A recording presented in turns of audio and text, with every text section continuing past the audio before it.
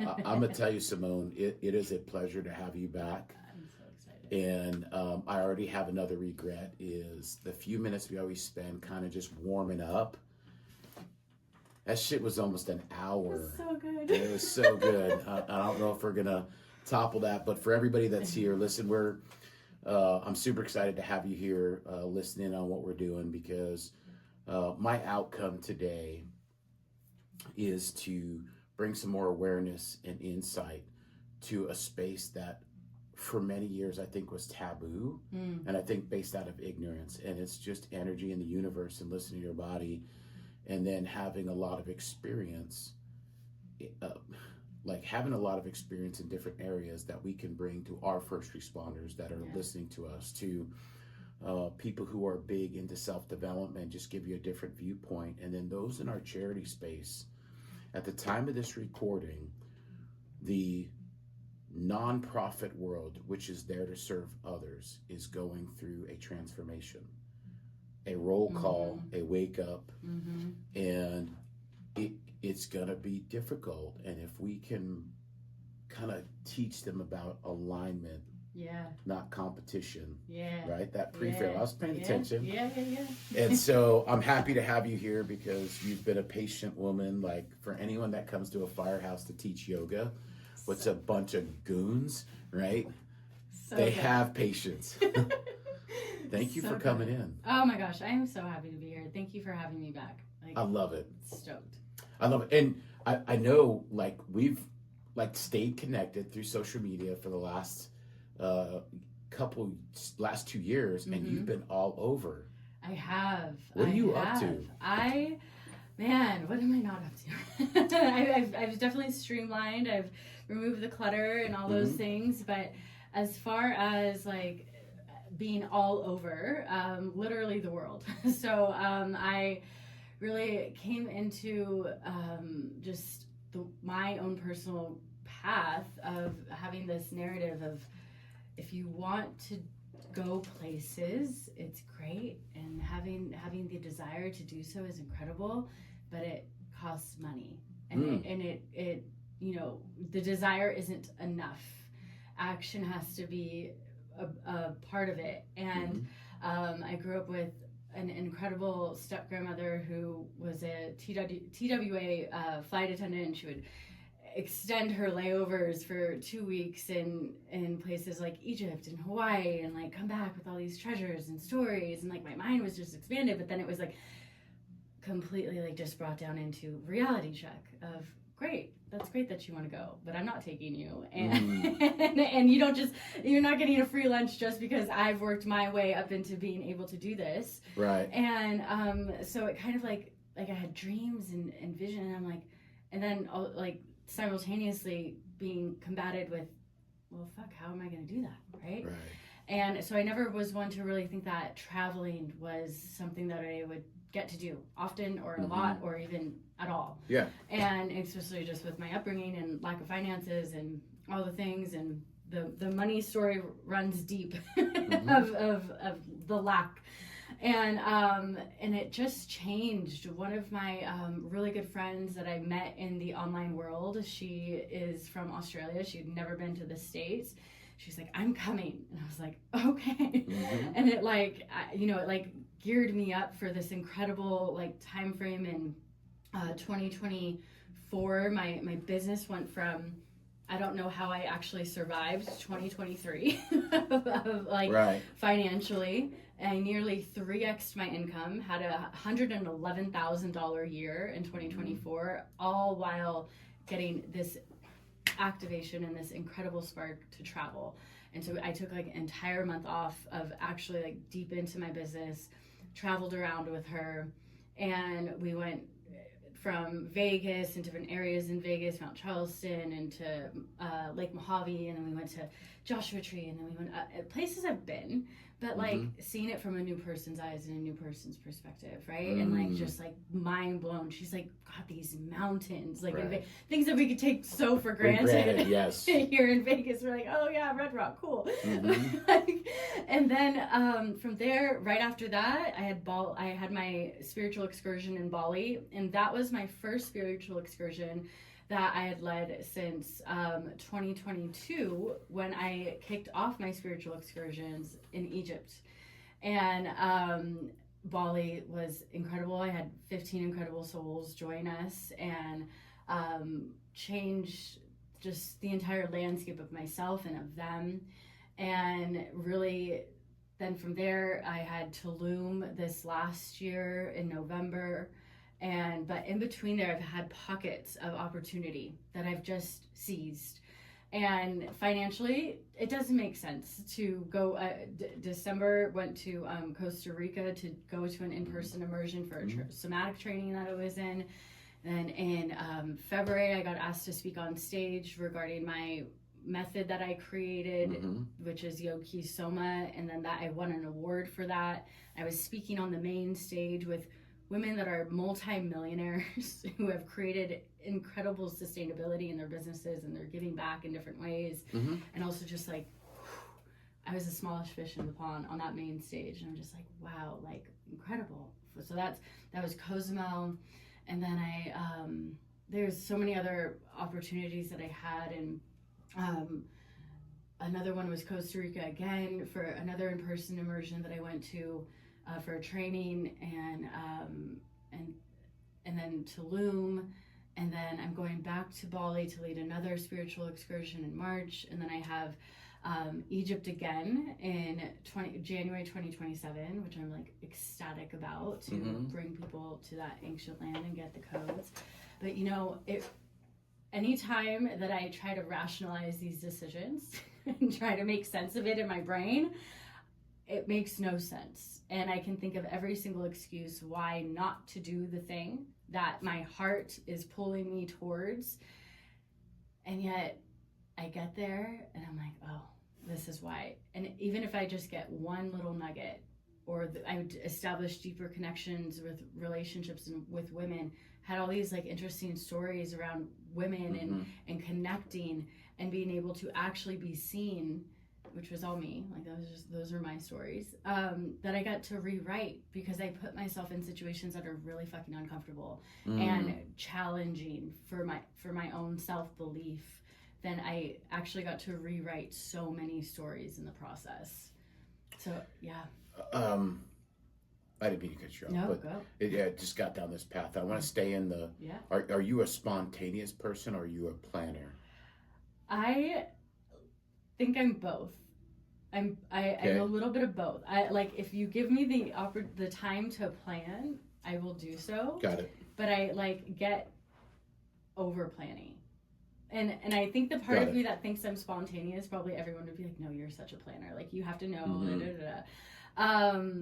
But I know that when I get too much in my head, it just gets cluttered. Got it. Yeah. Yeah. Yeah. Are you an introvert or extrovert? Both. Both. Yeah. I like that. I like that. I have no problem sitting back and observing. My mom would literally be one to say, ever since I was little, I was very cerebral was her word for me. I would assess and be like, how do I want to interact and be in this like field of humans, of whatever they're doing, like where do you fit in? Yeah, which is probably, you know, like looking back on that, it was probably like a lot of people pleasing energy and manipulative energy that I'm trying to like be a certain way, right? But I have no problem sitting back and just like letting someone else take the lead. But I know when to take the lead too, and just I will have no problem dropping it. Yeah. So we've known each other now probably 5 years. Yeah. I think we met 21. No, I think it was before that, because I started working there in 2019, and I'm sure you were there the whole time. Yes. Yeah. Yeah. So maybe there, and then because it was the other side of COVID, or was it COVID that we had you come through to teach us? I ended up leaving in 2021, so it was probably on the other side that we had no mask on, but I don't. Right. I don't think we would have worn it anyway. Exactly. Yeah. We wouldn't have worn it anyway. Yeah. And it was, I think they made it mandatory for like 1 month. And our boss walked in. He's like, "You're adults. You save lives. I'm not going to babysit you." Yeah. They were off. Yeah. Right. Yeah. So I just remember you coming in, and I remember the patience you needed with us, because I've been to a few yoga classes, mainly because like I'm a dabbler when it comes to that. Like I know I need to do a better job of stretching, and that's more of a mindset stretch than it is a physical stretch, right? At least that's my perception. But I gotta tell you, when you came through, that was the most entertaining. A bunch of Mongols trying to do stretching, and then having one going, "You're touching me, right? Grown ass man, So good. right? And I didn't think that many would have volunteered Yeah. to come. And matter of fact, one of the girls that was in that first class, Yep. since then she has gone and got her certificate. She's actually teaching. Oh my God. Yeah, shout out to Sydney. I call her shithead because in the fire service everybody gets a nickname. I just saw her last night. I was like, "What's up, shithead?" Right? That's how the fire service is, right? But you can understand that better because you experienced. I only think you got through 4 or 5, maybe 6 poses because it took longer to. Well, we did a yin class, and so yin is long by organization of it is longer holds of essentially stretches. Got it. And to your point about like the mental stretch, yin and because it's slower, it is more advanced technically. Oh, okay. Because the mind has this opportunity to just get in the way, and then there's so many other things that are happening physiologically, which I can dive into if you care for me to. But you get to really see yourself if you choose to be looking at yourself in that way, and that's really where I do my best to teach and to impart wisdom on as I'm teaching, of really acknowledging the process that you're likely going through, and normalizing it for yourself. Of like, this is. I had one student come in. It was her very first yoga class, and it was freaking incredible. It was a yin class. Of course, most people come into yin classes because, well, I don't have to, like, you're not doing chaturangas and up dog down, and I have to have some sort of a baseline to know even what the poses are that the teacher is even saying. And she's sitting there, and I could see she was in complete discomfort. And I go up to her, and I was just like just checking in, and she's like, "I just feel so much anger. I just want to run out of here." And I was like, "Fucking great." And I made it a whole thing for the class, instead of sitting there and be like, "Oh, well, if you want, you can get out. You can like ease up on the posture," which is a way. And I'm not to say that way is wrong, but when you are at a point, and this goes for anything, because how you are and what you experience on your mat, it's as you do one thing, how you do everything. Typically. Yep. And so it's duplicating somewhere. So for her to be able to even acknowledge that she's feeling anger means that there's something here for her, and I'd rather her continue to maintain connection to it. And that's the other thing is yoga is one, it's a way of life, but 2, it's a way to connect, and it's by its terminology, yoga means to yoke, means to unite. And so if the teacher, the guide gives hey, well, if you're feeling too much, then back off. What's running the show? Your ego, your mind. You're having this sense of, oh, okay, well, now I can easily get out of this. You can easily get out of anything.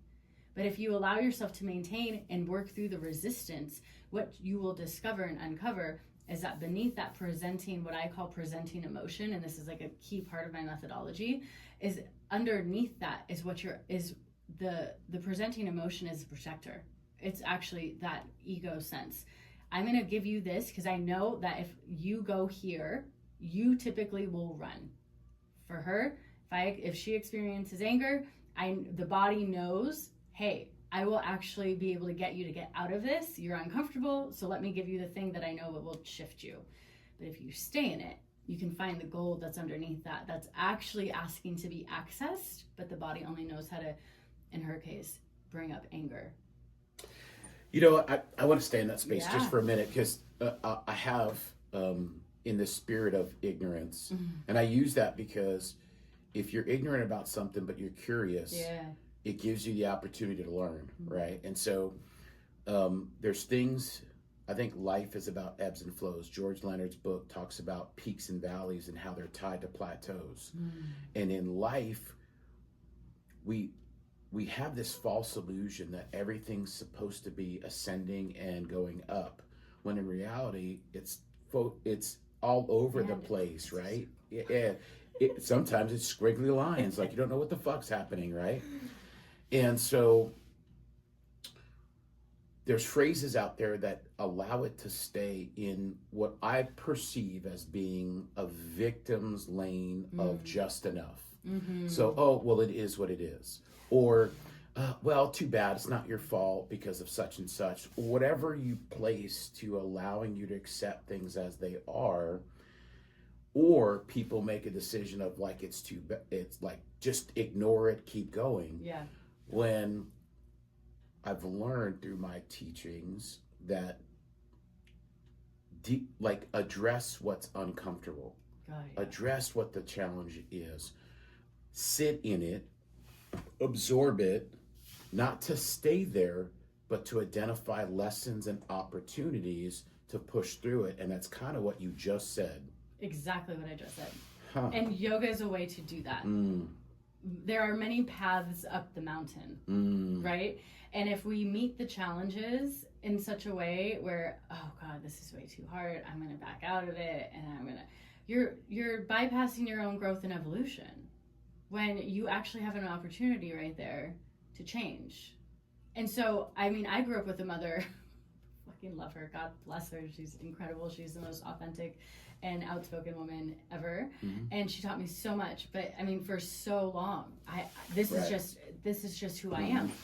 I'm not going to change. I'm XYZ years old. I'm not going to change. This is just who I, like, essentially, like, accept me. And when I finally actually heard what she was saying, which is essentially accept her, and I decided to just focus on myself and my own personal growth and evolution, that then created a mirror for her to be like, oh wow, let's change. It doesn't have to be that hard. It doesn't have to be that difficult. And then she started to actually change and evolve and grow and do deep inner work on herself. That, yeah, I mean, it took her 75 years to actually realize, like, she could change. And, like, maybe the way that I'm running life at this moment isn't the way that I need to be. Like, and I think that's such a key part of life, that is to actually grow. Tupac said it best. He said, if you're not growing, you're dead. Like, that is our innate nature, no matter where it is that we are at, to grow. And I see it so many times, especially in the spiritual community and people that are quote unquote self-aware. This is just who I am. I want you to accept me for who I am. Cool. I have no problem accepting you for who you are, but how you operate and what you are doing is creating something within me. And I understand that my mother says as well, she's an AA, for anyone who's like, this sounds familiar. If there's a disturbance, the problem lies within me, no matter what the cause. I'm the one having the experience to you, how you're having your experience, but we're in relationship to one another. So if I'm not asking you to necessarily come all the way over to my side to meet where I'm at, but I can acknowledge where you are and you can acknowledge where I am and how I operate. Is there a middle ground that we can come into? Oh shit, let's stay there. Let's stay there, because this right now, based on where our society is right now, is what matters. And I know we talked about this before we hit record. In our polarizing society, right? In every lane, political party, society, there's truth and falses in every one.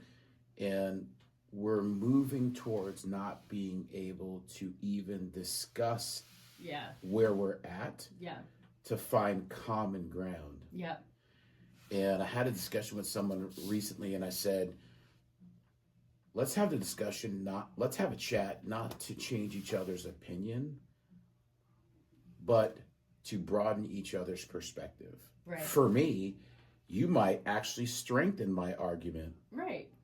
Based on now I have a new boundary of, I've got more information now, how you missed the boat. More data. And then there's other ones where you go, oh, I hadn't thought about that. Right. And that's also the balance of humility and ego, right? And I come from a society for 30 years, ego was going to keep you going. And so I'm learning how to not disarm it. It's never going to go away. Right. But Use to it. organize it. Use it. Right. It's arm in arm.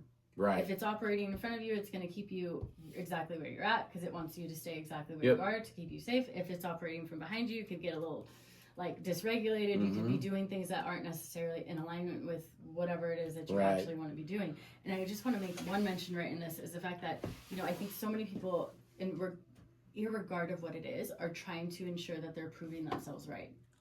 And they're trying to maintain their identity that they know and stay in that this is just who I am, this is what I think, this is what I believe. There's so much cognitive dissonance that is running around and getting challenged, but until you can actually look at why am I holding this hard stance so much? I see it all the time, again, spiritual communities, things like astrology, things like human design, things that are meant to, so many people are using them as an excuse.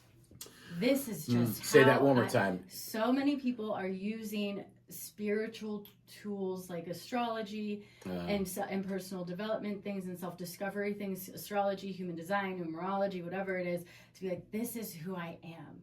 Yeah, as someone who is a second generation astrologer, you come in with a blueprint. That is a blueprint. You are not meant to stay there. Just like with everything, you are meant to evolve beyond it. These are your these are your defaults. Right. This is what you will likely defer back to.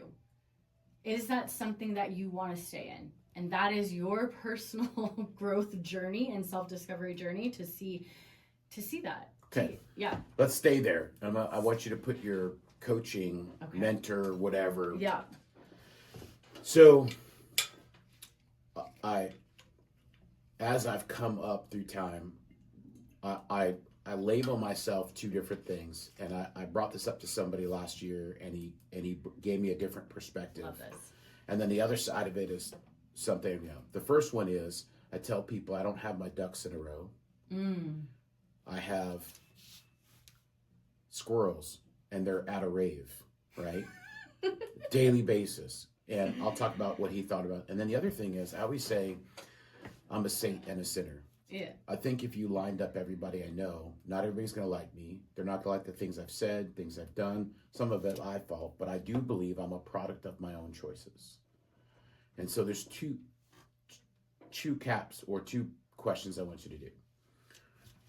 How do you take someone and coach someone that's sitting here across from you and give a nugget that says, based on where you're at, and this is the life you've given, here's one or two things for you to start evaluating. Because I believe whatever footprint you've been given or wherever you're at, I do believe this is where I am at and who I am.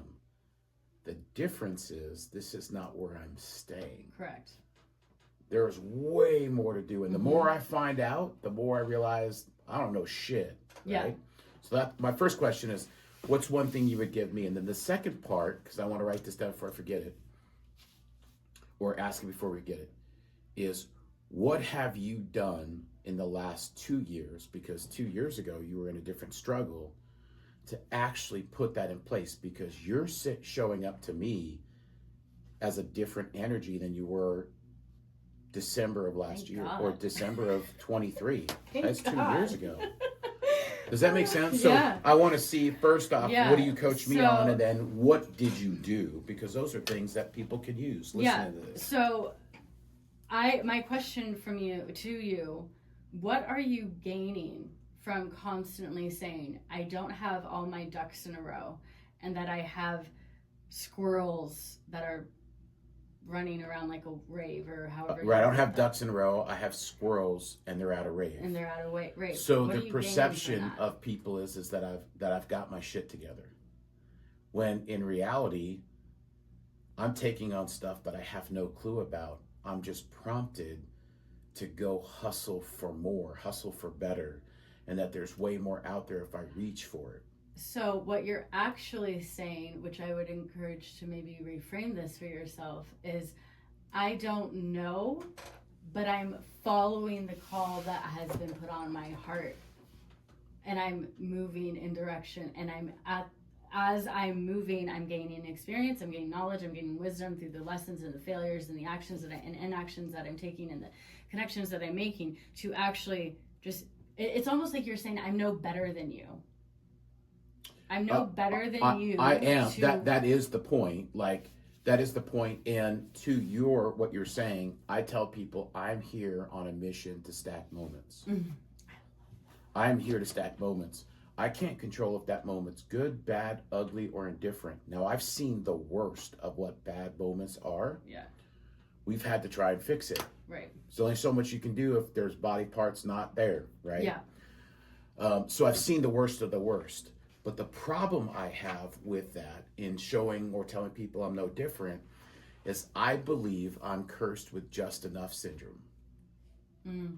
And what I mean by that is I can do just enough to go, looks good to most people. But then when you sit down with somebody who's really at a level that, not even a level you want to be at, but they're in the direction you want to go, you're not even holding a candle. And so I battle with having habits of capacity, working at capacity compared to just enough.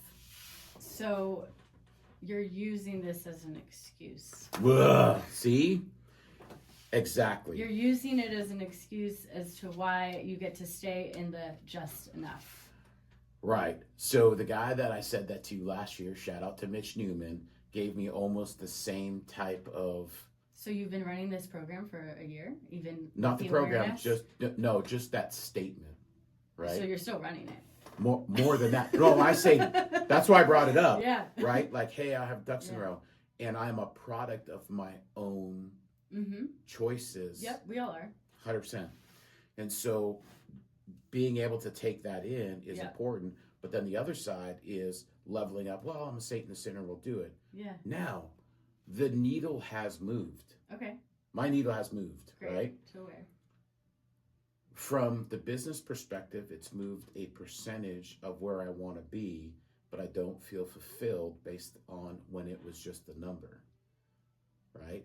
Then when I go to examine it, I'm like, ooh, there's time blocks here. I should have done this. Or I run this same issue. That's why I wanted to ask your part of it. Yeah. Or I had this time and I didn't do shit. Does that make sense? Or I wasted it. You called it self-sabotage where you're right? Yeah. Wait, I am by nature a procrastinator, right? This is probably my worst enemy of it all. 100%. And so the reason he just showed his phone. By the reason I say that is, you're sitting here, and you've already given me counsel that I think is super valuable. But there's somebody listening to this, and it could be now or it could be 2030, who feels compelled and prompted to take their life to another level. And in doing so, they need to know that there's people of different society makeups, different bandwidths, religions, genders, religious beliefs, the whole gamut of shit show that you see. But one of the greatest things we have where we are located right here is opportunity. Yeah. But what you do with it has to be supported by the stories of people who are actually going through it. And that's the point I want to make between what I'm dealing with and what you're dealing with.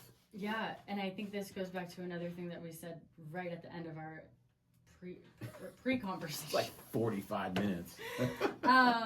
Was being an active participant yes. in the life that you are creating. Because it's impossible to not be. And in the spiritual community, like I was saying earlier, is this idea of, I'm just going to sit back and manifest and it's just going to come to me. I don't like the word manifest. I use the word actualization because the key word of that is to act. And it implies your participation and your doing and engaging in this life. That shit's dangerous. I use the word activate. Activation. Yeah. When I'm doing a campaign. Yeah. It's an activation. Yes. And I think there's a few things in here that I want to just normalize as well. And we also spoke about this earlier, was the fact that I think that those of us that too much is given, much is expected and owed, right? And not only that, but it's like too much that is to those that are given much in their vision, on their heart, and this like desire to fulfill. Actualization is a path, is like part of the yogic path. Like this is where we're looking to, what we're looking to achieve, to, in my opinion, be and live as God in body. Because really, you are a creator. You are creating this life. And what is God? God is a creator. No matter whatever your religion, all those things are, but like you are, again, an active participant in this experience and in this experiment. Really is what it is. It's a game. It's a game. And so when we have this like, oh my gosh, this is so big. And yeah, if you're thinking of it in the far of what the potential of it, it's probably fucking massive. But if you use that to then keep you right where you are, because it's so big, another thing, go ahead, my mom and these nuggets, do the next indicated step, take the next indicated action.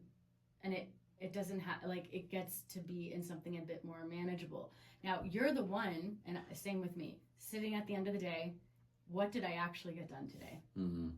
And how,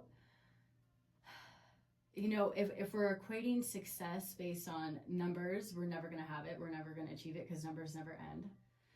So if we can make the idea of success something bigger than ourselves, about the impact, not only for this, of the current environment and climate, but also even bigger, so that generations before and generations after are actually shifting timelines and quote unquote healing or evolving, then I think like you can measure that in such a way, like it's actually a disservice to the life that you've been given to not do and work your hardest. Like this conversation is so timely and I'm so grateful for having it, to make it happen. And these stories of I don't have all my ducks in a row and these squirrels that are at a rave, these are ways that you get to be in this, because everyone has excuses. Everyone has a reason why not to. Everyone has a reason why not to invest in themselves, why not to go on the walk in the morning, why not to, and there's someone that I always look up to, God rest his soul, is Kobe Bryant. 3 a.m. 3 a.m. You wake up, if everyone else is waking up at 8 a.m. to then go to their workout at 10, and by that time, by 10 a.m., he's already done 2 workouts, as he's mentioned, that compounded over time, there is no way that you are ever going to catch up to him. And what that does as well is, because what's happening is you're getting your body on board. When you're operating from these statements, you're operating from your mind. Your mind is repeating this and your body is following. Let me make sure that I'm a procrastinator. I don't have all my ducks in a row, and I have fucking squirrels running around that are doing a rave. And so if you continue to run that, your body is going to repeat, and because your entire system, mind, body, nervous system, all the things, is operating for survival. It's not operating for you to thrive. Right. So if you can learn to drop into your body and take the action, no matter how fucking uncomfortable it is, and repeat the new action, you're going to develop the new habit. And then slowly, and then also, like, you have to be real, like, it's like I say this all the time to myself, cancel, clear, delete. Like, no longer am I going to say, I don't have all my ducks in the row. I am learning something new. I love it. I'm learning something new, and then like adjust. Like you have to find what I would call a somatic shift. When you can figure out how it feels completely in your body, and men have a more difficult time to do this than women, because you guys have a smaller emotional center in your brain, and we love you for it because you guys take a lot of action, and we need that in life. So, but if you can allow for yourself to actually fully feel, what does it mean when the squirrels are running around and they're at a rave? And not just like, oh, I'm going to think about what it feels. pull that into your body and go fucking run around and go act like squirrels that are at a rave and actually feel that within yourself, because then you're going to notice what you're gaining from that. Your body is gaining something. We're always gaining something from the actions or the inactions that we're doing. And it gets to be really easy to be really uncomfortable. Oh man, see, I didn't fucking do it. Well, I don't know.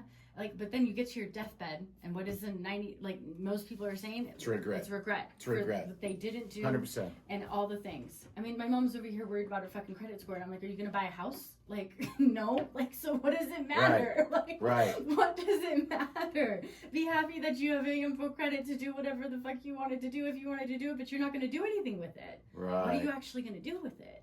So allow for, like, and men, again, like, drop into your body, get out of your head. The more that you can get out of your head, because until the body is leading the way, your mind is leading the way.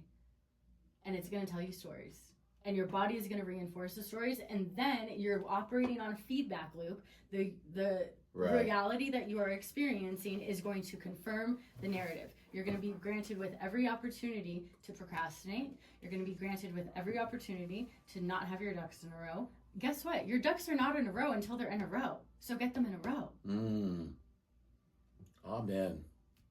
But you have to figure out what you're gaining from that. And then here's the like second part of this. It's not just what you're gaining from running the story or running the narrative. How do you give that same thing? Because the body's going to try to find it in another way. The mind's going to try to find it in another way. How do you give that to yourself? Because what I'm gathering in this is chaos. You probably have like a really fun time in chaos. Love it. Because I mean, hello, look at your past, right? Look at your past profession. Give you the complete unknown, and you thrive. Let me problem solve. Let me figure it out. Literally running into fires to save humans. Into like what? That's fucking chaotic.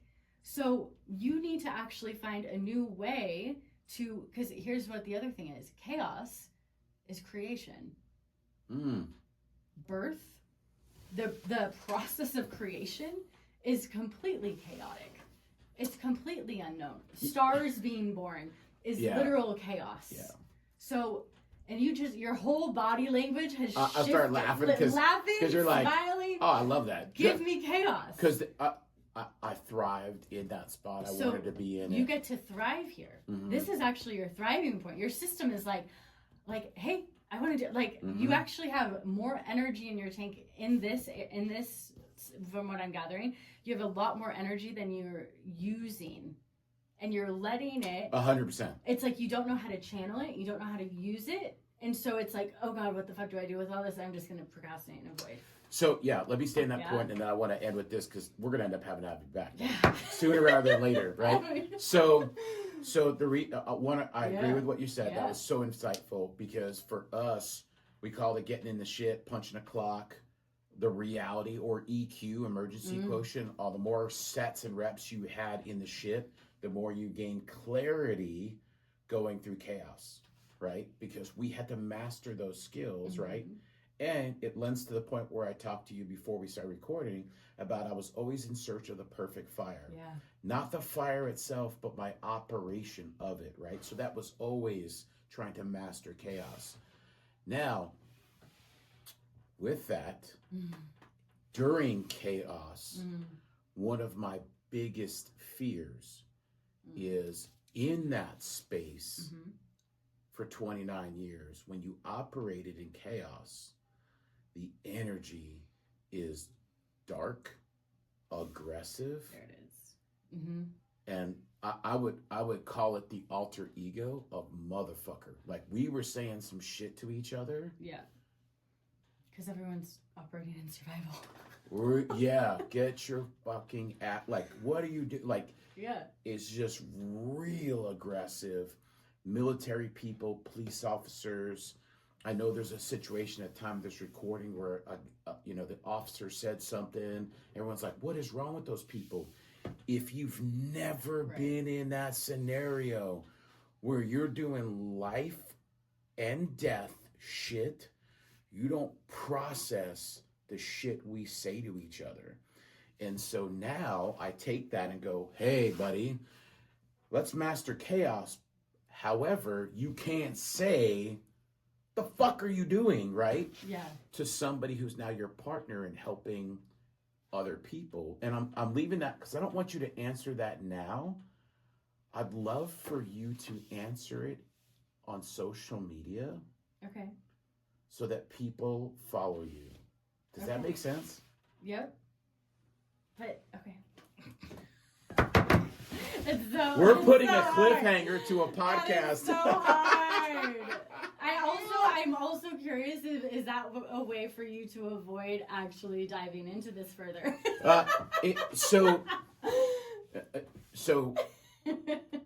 In this moment, yes. Ah. Here's the reason why.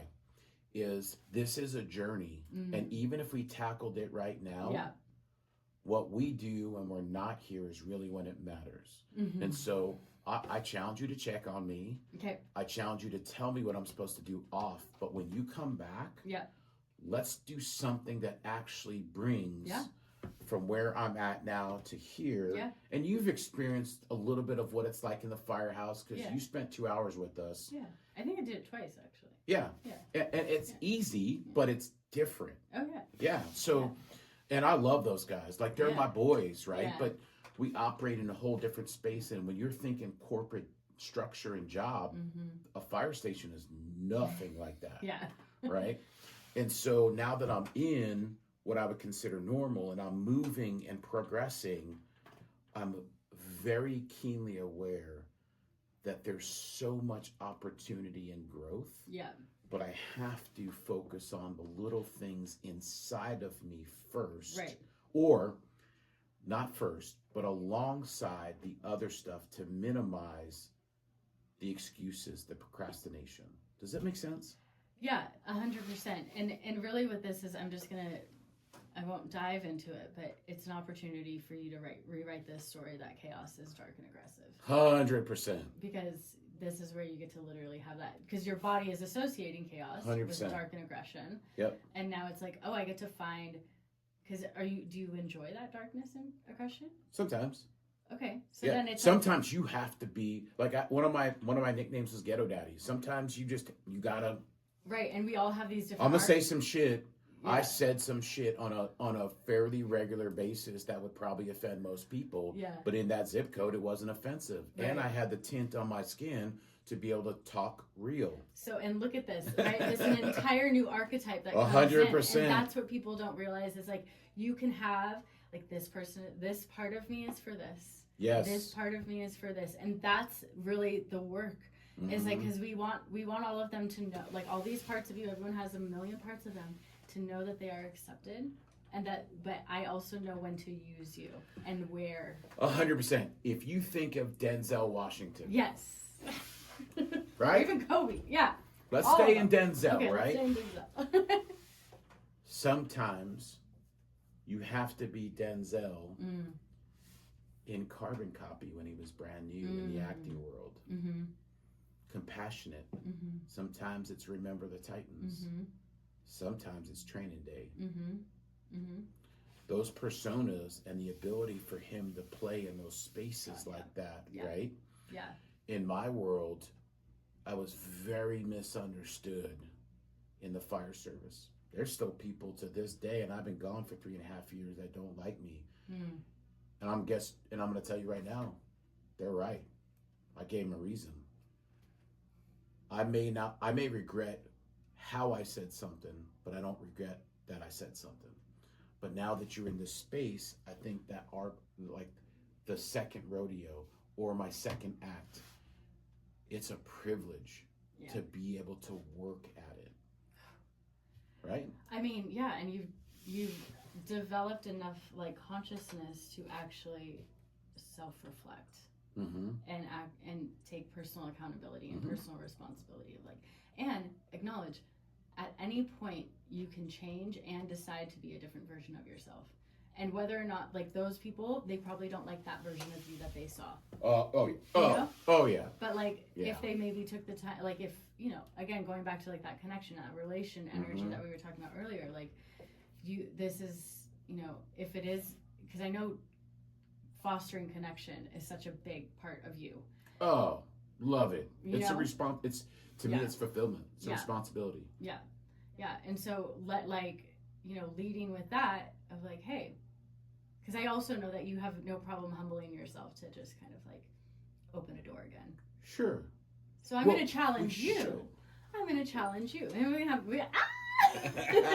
so now here we go. Yes. At least one of those people. There's probably at least 3 to 5 that probably don't like you. He's like, there's more than that. Oh, way more than that. There's more than that. Uh-huh. So pick the lowest hanging fruit. It's the easiest way. Because the reason why, too, and I say the lowest hanging fruit, if you go for the one that you know is going to be really fucking difficult and it doesn't happen, you just now get to reinforce the fact of, see, people they don't like that part of me. When we actually want that part of you to be deeper accepted. Yeah, I see your point, but I'm going to do it. I'm going to do it. Okay. I'm okay with that because I also am fully aware. Yeah. I was conscious probably the last 15 years of being so the second half of my career, that I was going to say some things that weren't going to be settled with certain people. I was going to have some actions that would piss some people off. And I'd much rather them knew it came directly from me than the scuttlebutt or talking behind someone's back. Yeah. And I went through that evolution of, hey, Nino's being an asshole in the firehouse because I went to them and said, dude, what are you doing? Like, did you ever think about this? And then give him my perspective. And it was up to their maturity on whether they were going to give the full impact of that scenario and tell both sides of the story. Mm-hmm. And if they didn't, that was on them. And I had to deal with that on a not regular basis, but it was not uncommon that people, Nino's being an asshole. Oh, did you think to ask me what led to it or what said to it? And I would say that lowest hanging fruit is easy because sometimes you just have to say, listen, I said some things and I know now that I should have said it different or asked better questions before I said it. And for that, I'm sorry. Sometimes that's all it needs. Mm-hmm. And if it leads to something more than that, cool. If it doesn't, it is what it is. Yeah. Does that make sense? Yeah. But now I have lessons to learn to go, let's wait. Yeah. What did you mean by that? Did I miss something? Yeah. You can qualify what it is. And then there's certain times you just know someone's not going to like you. And you're like, hey, we're not going to like each other. Are we going to shoot for respect? Yeah. And that's as good as it gets? Yeah. Or are we really going to make something cool because we are different and we align by finding common ground? Yeah. That's good. That's where we need to be. And if you find a couple people by shaking that tree, let's fucking go. That's how shit has changed, right? Yeah. Anyway, we've been going 50 minutes of talking shit. Damn. All right, so you're going where in March? Bali is in March, from March 20th to April 4th, but I'd say more importantly, Egypt. Egypt is January. However, April or May, we have you back in here. So let's do like chapter 2. Chapter 2. I love that. All right. So how do people learn about you? How do they follow you? Oh my gosh. Ripples in the Matrix. All one word. Ripplesinthematrix.com. Ripples in the Matrix on Instagram. Maybe not the .com. I got to update my website. But Instagram, TikTok. I love it. All the things. And Simone Marie-Elise. And I am just freaking happy to be here, happy to be in body, happy to be just grateful. Thank you for allowing me the time and the space and just giving me the opportunity to bounce some ideas around. And I like it. Thank you. We found some common ground today, and I appreciate you. Thanks for coming in. All right, everybody, like, follow, share, and she'll be back sooner rather than later. We'll see y'all later. Bye. Bye.